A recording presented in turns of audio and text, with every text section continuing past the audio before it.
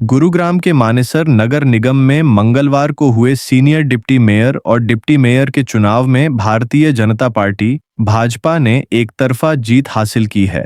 भाजपा के उम्मीदवार Praveen Yadav senior deputy mayor और रीमा दीपक चौहान डिप्टी मेयर के पद पर निर्विरोध चुन लिए गए।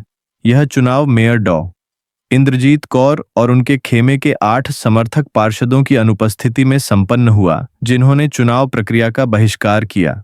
इस निर्विरोध जीत के साथ ही भाजपा ने मानेसर नगर निगम में मजबूत कर ली है, जहां कुछ महीने पहले हुए मेयर चुनाव में उसे हार का सामना करना था।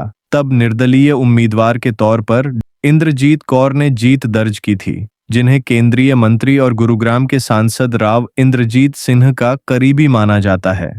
चुनाव से पहले सियासी ड्रामा। नेपाल पहुंचे थे पार्षद। इस चुनाव से पहले हरियाणा की राजनीति में एक बद्धा सियासी ड्रामा देखने को मिला।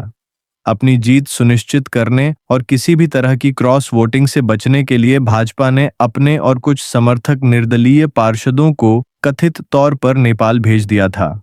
सूत्रों के अनुसार लगभग 12 पार्षद पार्टी के एक वरिष्ठ नेता के नेतृत्व में नेपाल की यात्रा पर थे और चुनाव के दिन ही गुरुग्राम वापस लौटे। इस कदम ने प्रदेश की राजनीति में हलचल मचा दी थी।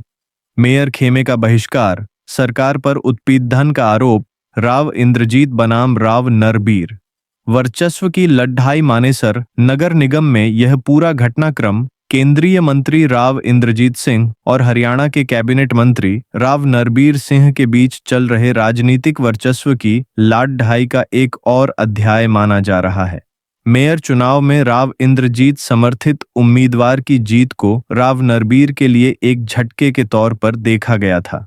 अब सीनियर डिप्टी मेयर और डिप्टी मेयर के पदों पर अपने उम्मीदवारों की निर्विरोध जीत सुनिश्चित कर राव नरबीर ने फिलहाल बरहत बना ली है। इस साल हुए नगर निगम चुनावों में मानेसर एकमात्र ऐसा निगम था जहां भाजपा को मेयर पद पर हार मिली थी। कुल 20 पार्षदों वाली इस निगम में भाजपा के 7 पार्षद जीते थे, जबकि 13 निर्दलीय थे। बाद में राव नरबीर के प्रयासों से 7 निर्दलीय पार्षद भाजपा में शामिल हो गए, जिससे निगम में भाजपा का संख्या बल बरच गया। इस पूरे प्रकरण ने यह स्पष्ट कर दिया है कि आने वाले समय में मानेसर नगर निगम की राजनीति में दोनों दिग्गज नेताओं के बीच खींचतान और तेज हो सकती है, जिसका असर क्षेत्र के विकास कार्यों पर भी पड़ने की आशंका है।